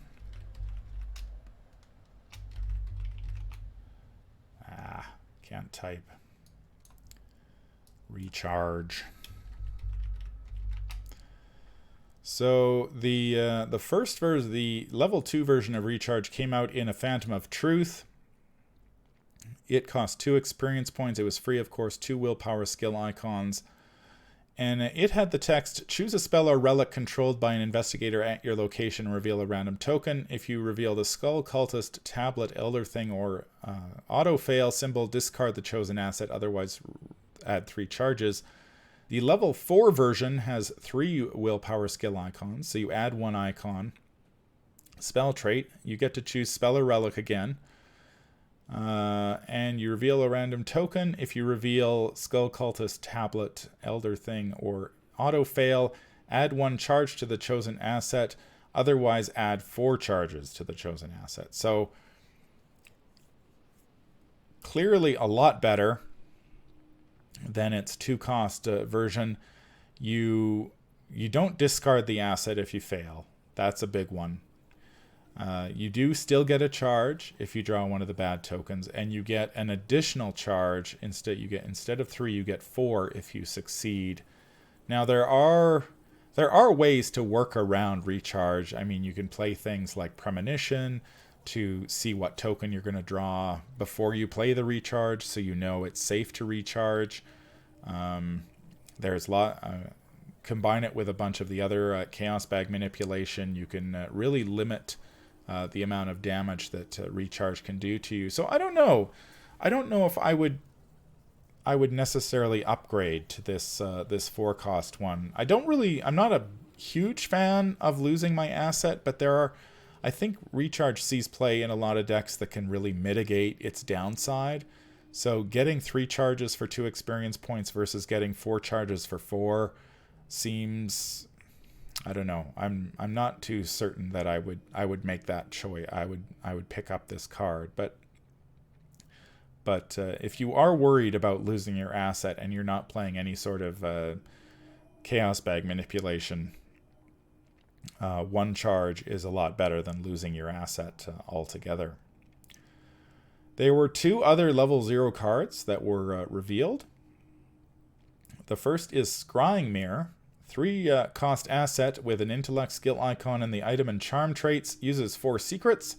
Responds after a skill test at your location begins. Exhaust Scrying Mirror and spend 1 secret. Perform the reveal chaos tokens step of the test now before committing cards instead of or after committing cards. So this is sort of like a multi-charge premonition. You get to see the chaos token that you reveal before you commit cards, which can help you decide, is this a lost cause, or do I need to commit anything at all? So that is very helpful. Helps you conserve. You don't have to commit cards needlessly, or you know if you need to make a very important skill test. Okay, do I? You say you pull a -4, so okay, I really need to commit a bunch to this skill test. So it takes the guesswork out of it. That's pretty nice. 4 charges. That's quite a few. So and of course it's secrets. 4 secrets, and there are plenty of ways to add more secrets with cards like Enraptured and Truth from Fiction. So you could be if you Jacqueline can't do it, but other investigators such as Daisy, Marie, I think Luke can do it too. Anybody who has any mystic who has access to the seeker card pool can dump a bunch of secrets on this thing, and then basically you're going to be testing with knowledge of what you're going to draw before you commit for quite a bit of the time. So that's pretty good. Takes up a hand slot. And if I remember correctly, we are getting an upgraded Truth from Fiction in the Return to the Forgotten Age box. So even more secret potential for this.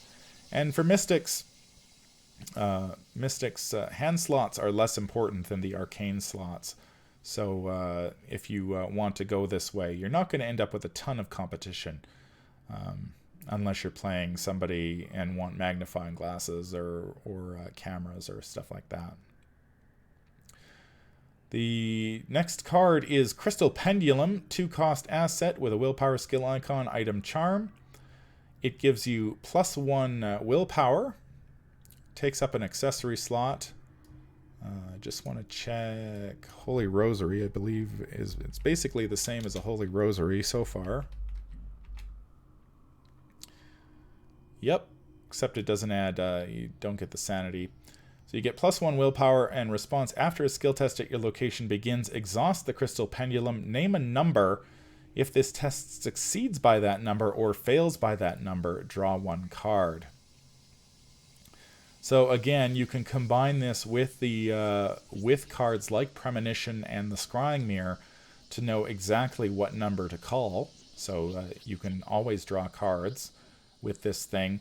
Or if you're just going blind, 2 is a pretty good number to call, because usually, depending on if you're playing on easy, standard, hard, or expert, if you're playing on easy or standard, usually 2 is where the chaos bag, that's the break point for the chaos bag. So calling mine 2 would be a pretty good one.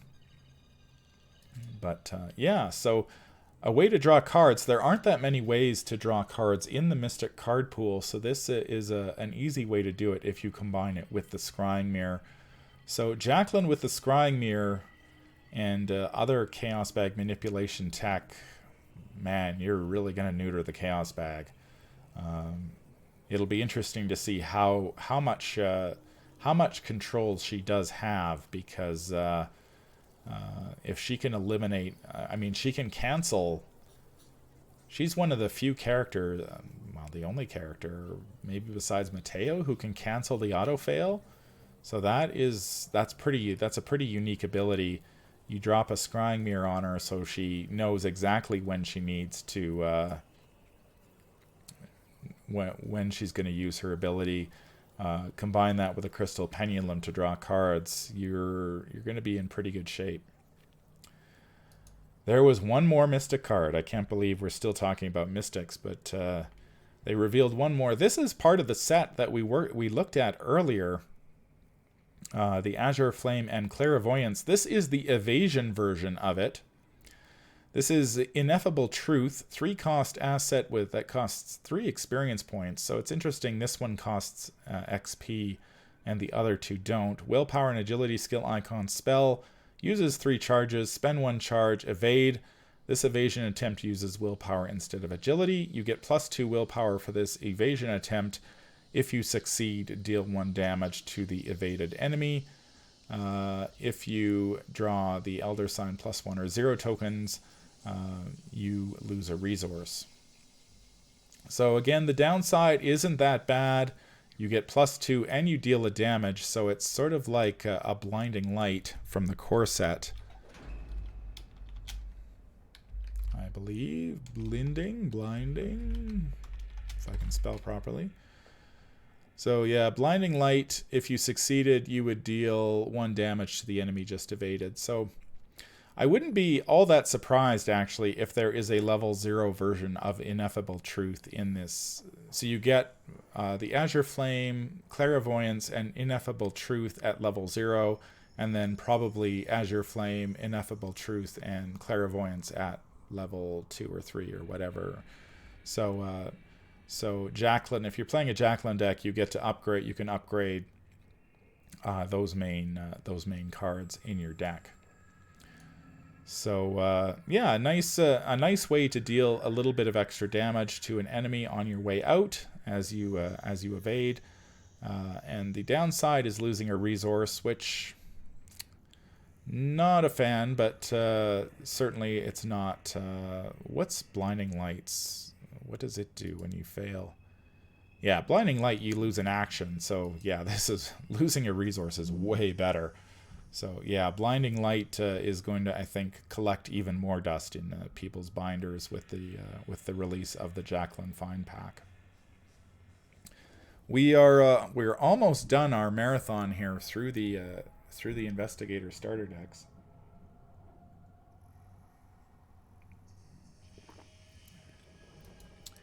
We are headed on to Survivor. We have Stella Clark, the letter carrier, our first transgender investigator. Kudos to Fantasy Flight for the diversity of these packs. We've got Native Americans, transgender, Asian Americans, just fantastic diversity. We have, in our card fan here, we have a level 0 version of a Test of Will, which looks like it is similar to the level 1 version, except you have to make a skill test to get rid of the treachery card. So not nearly as powerful as the regular Test of Will, but also it doesn't seem to have the exile trait. So that is that's pretty well, it wouldn't have, because it's a level 0 card, so it wouldn't matter. So yeah, level 0 Test of Will. If anybody has watched my playthrough of Return to a Blood on the Altar with Ashcan Pete, you know just how good a Test of Will is. And I was recently playing in the 4 Survivor group through Dark Side of the Moon, and again, a Test of Will came in handy, canceling Ancient Evils. So amazing card. So we're getting a level 0 version of that. We're getting Granny Orn, who we will look at in a moment. Rabbit's Foot is a reprint, and the 18 caliber Derringer, which is a new sort of plays into the failure mechanic, as we will see in a moment.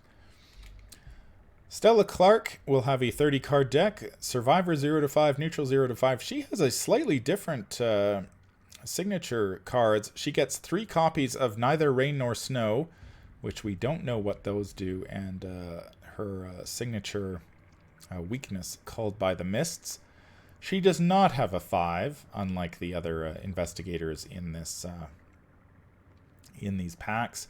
She has 3 willpower, but she has a pretty good stat line for a survivor. Her stat line, I think, is pretty decent. 3 willpower, 2 intellect, of course. Survivors aren't very high in intellect. 3 combat and 4 agility. She has the chosen and civic traits, and the response: after you fail a skill test, you may take an additional action during your turn this round. So again, she gains action advantage. If you fail an action, you get an action, so she will be taking probably 4 actions per turn. A lot of the time, so that's very nice, especially if you're failing one of them. But of course, as we know, survivors have plenty of ways to succeed by failing. So failing an action doesn't necessarily mean a setback if you're playing a survivor. And her Elder Sign ability is +1. You may instead choose to automatically fail this skill test to deal 1 damage, to heal 1 damage and 1 horror. So of course that plays into her ability. You draw an Elder Sign, you're like, nah, I'm just gonna fail it. I'm gonna get an action and I'm gonna heal a damage and a horror. Pretty sweet. She has 8 health and 8 sanity. So yeah, that's just about as good as you can get, really. 9 and 9 would be the best, so 8 and 8 is the next best thing. So she is a very resilient letter carrier, and she's got that healing horror. Healing damage and horror built right in if you draw an Elder Sign, plus the action advantage. Really, that's really cool. I like that. So we have a bunch of cards that were spoiled. The first is Grimm's Fairy Tales. It's a 2-cost asset with a willpower skill icon. Item and tome.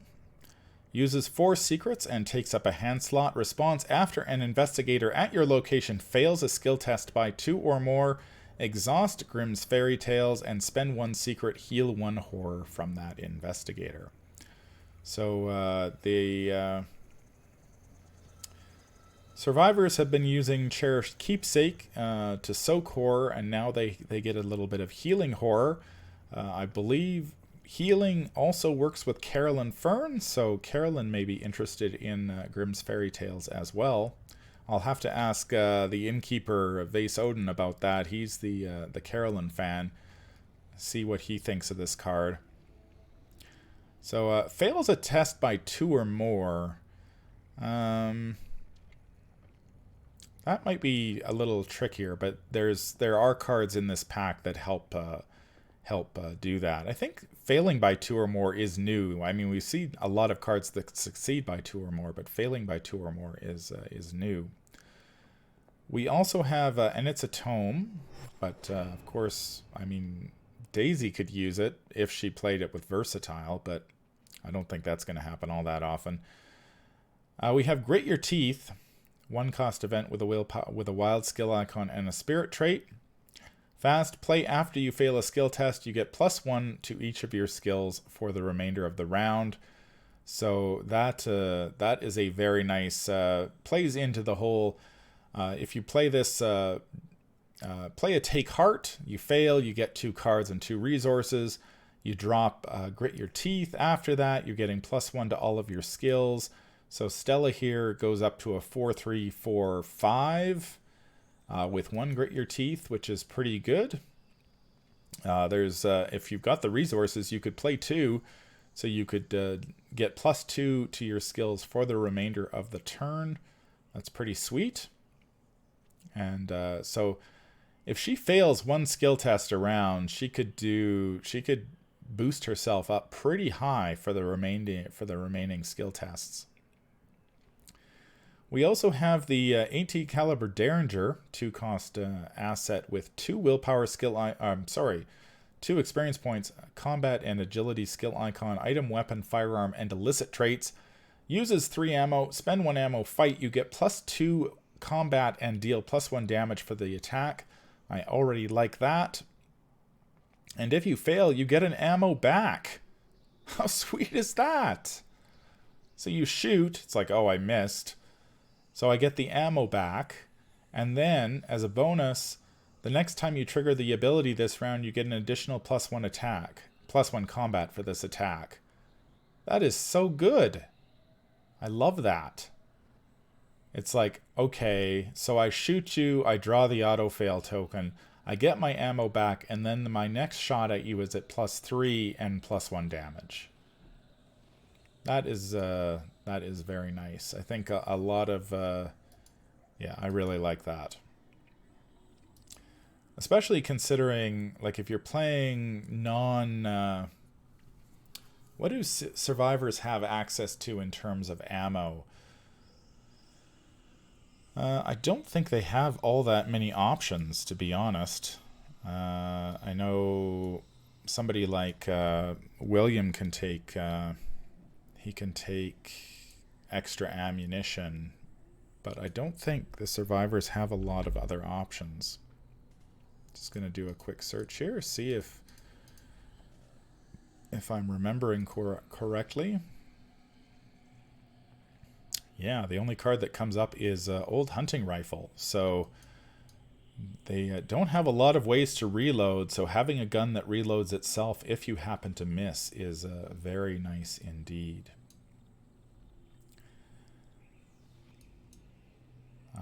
We are moving on. We're almost done. Look at this sucker. The first 4 experience card in Survivor. Survivors have been known for having nothing but 3 experience point cards, that being the cap, but the designers have broken that cap now with Quick Learner, condition permanent. So this starts in play. During or before your first action of each of your turns, your skill test you perform gets +1 difficulty. So, of course, this plays into Stella's failure. So if she fails a skill, so toward the beginning of her turn... Oh, the one I showed first was... I didn't even notice that, Andreas. Thank you very much. Yeah, so the upgraded version... We're getting both upgraded and non-upgraded versions of the 18 caliber Derringer. So the upgraded version is very, very nice. We'll have to take a quick peek back and see what the unupgraded version is like. So during or before your first action, you get +1 difficulty. So this will sort of push you into failure. But if you have additional actions during or after your third action of each of your turns, each skill test you perform gets -1 difficulty. So if you're able to generate extra actions, which Stella can if she fails, then she gets her third and fourth actions will be at -1 difficulty. And this starts in play, so this is for the rest of the game sort of thing. So that is very nice indeed.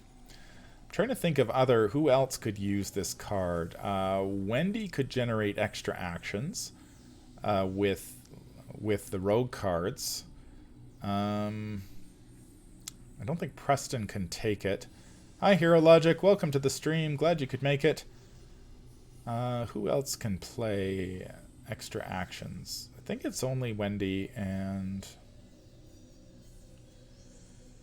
Nobody could take a 4-cost card, 4 experience card, so it'd have to be a survivor, and I think the only one would be Wendy. But Wendy could certainly play a lot of those gain extra action cards from the rogue class, so you could she could be using this to gain her first couple actions would be at +1 difficulty, which not too bad because Wendy can discard cards to redraw tokens. And then her third and fourth actions, or even fifth actions, if she was able to muster them, would get -1 difficulty. So nice card there. Let's go back and take a quick peek at the level 0 version of the Derringer. It has less ammo. Spend an ammo, fight, deal +1 damage for this attack. Looks like if you miss, you still get the ammo back. So... that's pretty good. Still pretty good. Not nearly as much ammo, but you do get. It looks like you do get the ammo back if you you miss your shot with the Derringer. So gives the survivors a little bit a way to refill their refill. Yes, Hero Logic, new stuff, a ton of new stuff.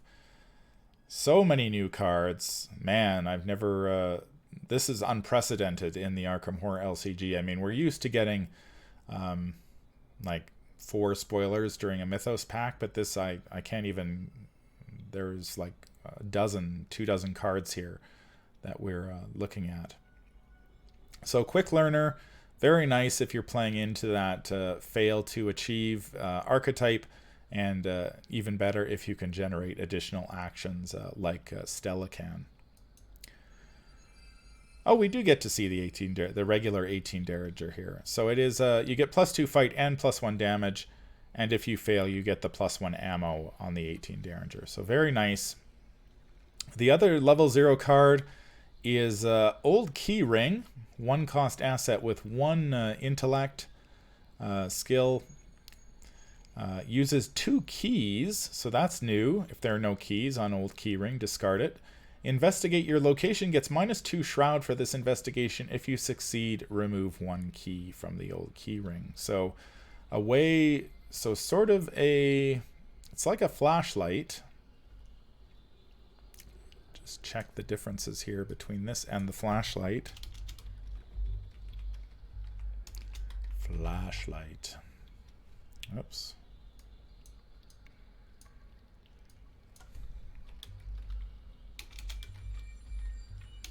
Why can't I type today?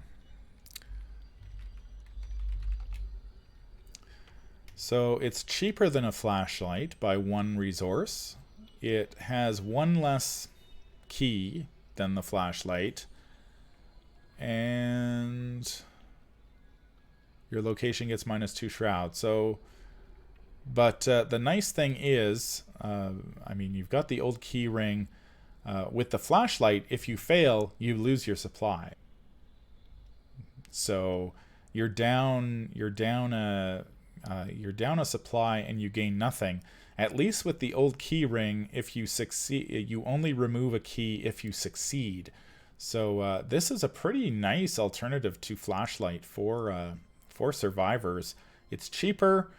It has slightly fewer keys, just 1. But at least if you fail to investigate, which is tricky for survivors, they're not. Intellect is their lowest stat, even with a -2 shroud value. So you'll only remove a key if you fail. So that's pretty good. I like that. I think it's certainly better than the other option is, of course, the lantern, which I haven't played. I think I've put it in a couple decks, but it doesn't see much play. Again, it costs 2, and you only get -1 shroud. But of course, it doesn't have any. It doesn't have any keys or supplies, so slightly less on the shroud, but it gives you the damage option. So again, we're just getting more options. If you want to play with a flashlight, you've got the alternative in the Old Key Ring, and then you've also got the lantern if you want to have an ability to toss it and deal some damage. Finally, we've got Granny Orn. That's right, the tough old bird. 4 cost asset, 3 experience points, willpower and intellect icons. She's an ally. You get +1 willpower and +1 intellect. You could basically stop there, and she'd be awesome. And she has the response: when an investigator at your location would fail a skill test, exhaust Granny Orn. That investigator either gets +1 skill value or -1 skill value for that test. This is incredibly versatile for survivors. If you're going to fail, you can fail less. If you say you draw Rotting Remains, I think that was the example they used on the live stream. Those cards that have varying damage depending on how much you succeed or fail by. Granny Orn lets you mitigate that. If you You got to fail a skill test. So if you're going to fail by 1, you get to succeed instead. So that's an option. If you or if you're going to fail, you can fail even harder, which I believe matters for, we did see that one card. That was fail by 2. Yes, it was the Grimm's Fairy Tale. So after an investigator at your location fails a skill test by 2 or more, you can exhaust the tales to spend 1 secret and heal 1 horror from that investigator. So Granny Orn lets you manipulate that so you can fail by 2 and then you can fail by 1, then use her ability to fail by 2. So Jacques, no, it does not. No, if you auto-fail, you auto-fail. There's nothing you can do about that. You simply fail. So Granny Orn doesn't affect the auto-fail token, but she does affect others. She does give you +1 willpower, which is awfully nice. +1 intellect, again, that's pretty sweet. Investigation is always important, especially for survivors who don't have a ton in the intellect department. There are quite a few treachery cards that call for intellect tests as well, so she's very good against treachery cards like Rotting Remains, as well as I know there's a bunch out there that use intellect. Black Star's Rise, I believe, is one of them. So she prevents you from losing too much sanity. If you're going to fail, you bump your skill test by 1, so you can turn a Rotting Remains failure into a success, or if you're going to lose 3, if you're going to take 3 horror, you can take 2 instead. So pretty sweet. And she has 1 health and 3 sanity. I believe that is all. Is that all of them? That is all. So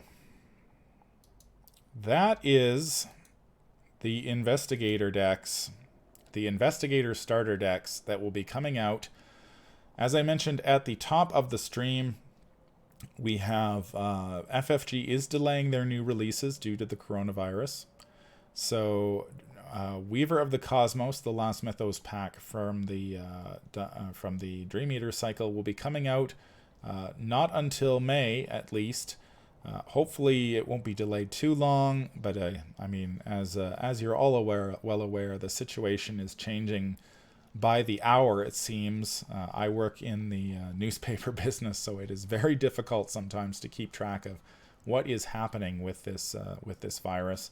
So that will be delayed till May, at least. Then we have Return to the Forgotten Age coming out, so we're getting a bunch of new player cards there, as well as all those new scenarios, or refurbished scenarios, sorry. And then we're going to be getting the Investigator starter decks. So that will probably be in the summer, early fall, and then we're also going to be getting, then after the starter decks come out, we are getting the next deluxe expansion, the Innsmouth Conspiracy, which we don't know anything about other than the name. So that we'll get 5 more Investigators, at least, in that one. Silas probably for sure. I think people have mentioned Trish Scarborough as being probably the rogue. I think Kate Winthrop is probably going to be the Seeker, but I don't have an idea about the Guardian or Mystic. So we will be getting these in the summer, then we'll be getting the Conspiracy, the Innsmouth Conspiracy. So of course, Barkham Horror will be released at some point in the midst of all that flurry. So get ready to open your wallets and dump all the money into FFG's coffers, because there is a ton of new stuff coming out.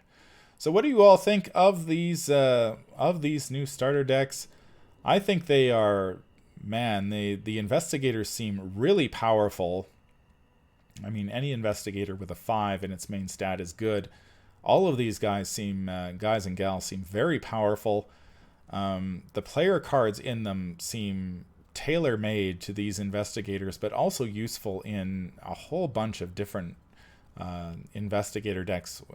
The deck builders out there are going to be very happy here in a couple months' time. They are going to have a slew of new Investigator cards to play around with. Arkham DB is just going to be pumping out Hi, Juicy. Welcome to the stream. Glad you could make it. They're going to be pumping out a ton of new...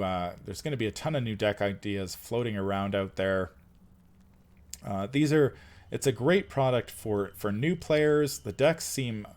I think anybody who's followed CCGs and LCGs for a while knows it's like you see the starter deck and it's just like, especially in Magic, where it's like they just give you basically crap. It's like, here's a bunch of crappy cards that nobody wants. The deck is not competitive in any way, shape, or form. It's just basically you're throwing $20 for a bunch of cards that competitive players would never touch. I think they've really done this. If the decks hold up and they're as good as they seem, this product is going to blow those sorts of products out of the water, because new players can pick this up. They're going to have a competitive deck that's going to be really good to play either in solo or multiplayer. They're going to be able to, especially multiplayer, because I think these are geared towards players who don't have core sets. Hi, Justin. Welcome to the stream. Glad you can make it. So they're going to be able to take this deck to their friend's place. They're going to have a competitive deck that's going to be really good. They're going to be able to take this deck and upgrade it, and they're going to have amazing upgrade cards to work with. And it's just going to be seamless. It's not going to be like if these were like Magic starter decks, where it's like you show up at your friend's place and then he just proceeds to hammer you into the ground for the next 2 hours because your deck is total garbage. These decks are going to be quite the opposite, I think, and that is very exciting from a new player perspective, because I mean we are 5 cycles, I believe, into the game, and it's tough for players to join, especially in LCG, if you go to a game store and you look at the wall, if the packs are in stock. I mean, there's a ton of stuff out there for you to pick up, and this is a good way to get into the game without having to buy a bunch of additional packs. Now, Hippie does raise a good point. Thoughts on the new investigators in regards to power creeping? That's I mean, I think it's something that the designers are probably, Matt Newman is a talented designer, and he's worked on the Lord of the Rings LCG. He's been doing this for a lot of years now, and I think it's hard. I mean, power creep is sort of an inevitable thing, I think, in these sorts of games as you gradually explore new design space. Personally, I don't really have a problem with these investigators being sort of more straight. I mean, if this is intended for new players, you want the decks to be, one, fairly straightforward. So they're not too complicated to play. You want them to show off what the class does best. And then you don't want them to be like, so I show up at a game night. One of the things, I just saw it today on the Reddit thread, somebody saying, I think this game is, correct me if I'm wrong, but is this game terribly difficult? You don't want to show your friend this game. They bring, say, their Nathaniel Cho deck and just get chewed up by a scenario. That's not going to get players to pick up the game. You want them to come. Nathaniel Cho might be a little bit better than, say, the Zoe deck that you built or whatnot, but I don't really have a problem with that. And I think Jacques raises a good point too, that these investigators have to be a little stronger because they don't have a second class. You're basically you're getting Guardian cards, or you're getting Seeker cards. You're not getting Guardian and Rogue cards or an off class to work with. So, and I think that you sort of need to have a little bit more power, just so players show up. They have a decent deck that's going to do well. They're not going to feel like they're either sitting there spinning their wheels or they're getting crushed by a scenario. And then if they have that good first impression of the game, then that's fantastic, because then they'll be encouraged to go out and buy more.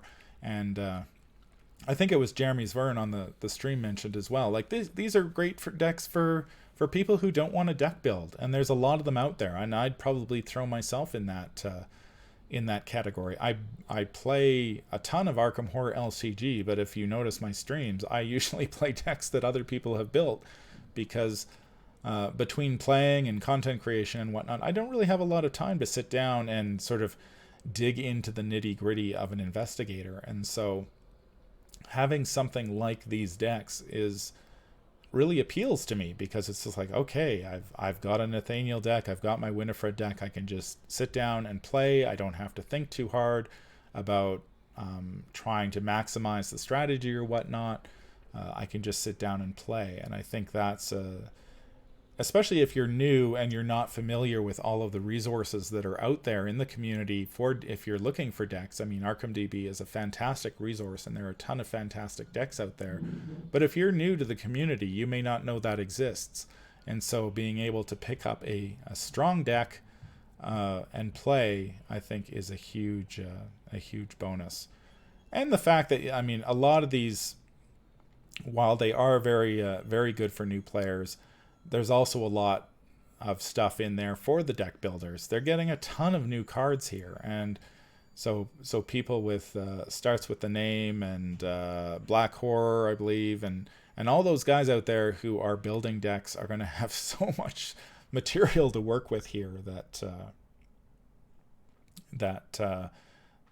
there's just going to be an explosion of decks over at ArkhamDB once players get their hands on these things.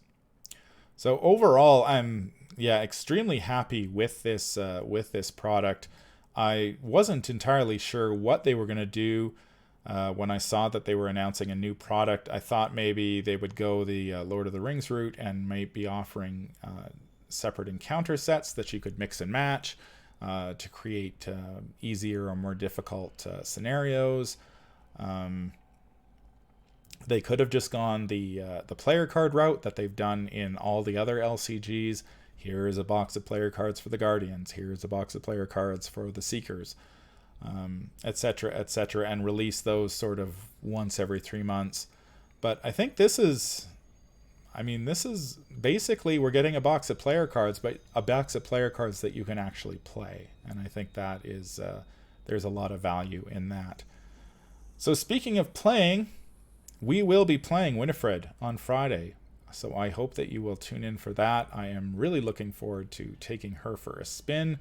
It would be great to have you along for the ride. We'll see if the Aviatrix can...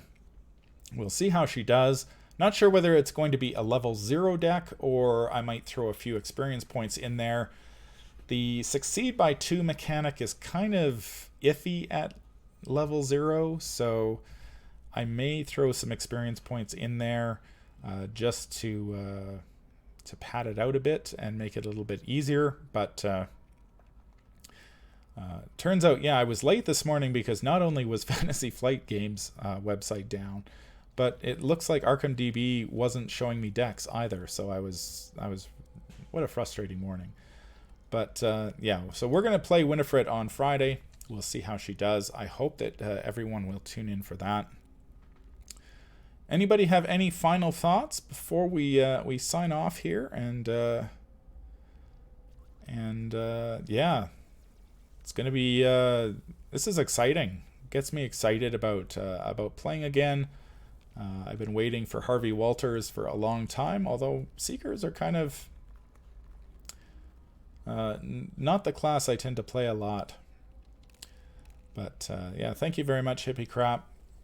We will be back Friday then with our stream of Winifred flying through the... I'm not too sure what we're going to play. Maybe we'll play Untamed Wilds, because that's a pretty good scenario in terms of investigation and combat. Probably Untamed Wilds juicy. Maybe Witching Hour. I've played that quite a few times with a Succeed by 2 deck. It struggles.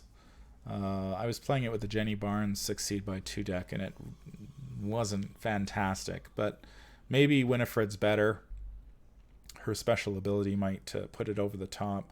So something in the Curtain Call, yeah, I haven't played Curtain Call much lately. That would be a good one too. Although we'd certainly get to see her one willpower in action, that's for sure. So maybe we'll test it. We'll see what we've got for time, and we'll test it against a couple different scenarios. But that will be interesting indeed. So thank you very much, everyone, for joining me today. I hope that you enjoyed this look at the Investigator starter decks. A lot of information to digest, but it is an exciting time to be an Arkham Horror LCG player, and it's only going to get better in the months to come as all these new products roll out. So I will be back Friday with the playthrough with Winifred. Until then, I hope that you have a fantastic day, and everyone stay safe out there, because I do not want you to get this virus. It is a foul beast, and want to keep everybody safe out there. So do take care and take whatever precautions are necessary. Until Friday, I will see you then. That's going to do it for this episode. If you enjoy what you hear, remember to like, comment, and subscribe. If you need to contact me, I can be reached at manfromleng@gmail.com. I am also on Twitter at manfromleng. If you'd like to become a patron of the channel and support the channel's goals, head over to patreon.com, sign up for a tier of your choice, and claim your rewards. That would be awesome of you. Until the stars are right, keep your shotgun close and your elder sign closer. Take care out there, and happy investigating.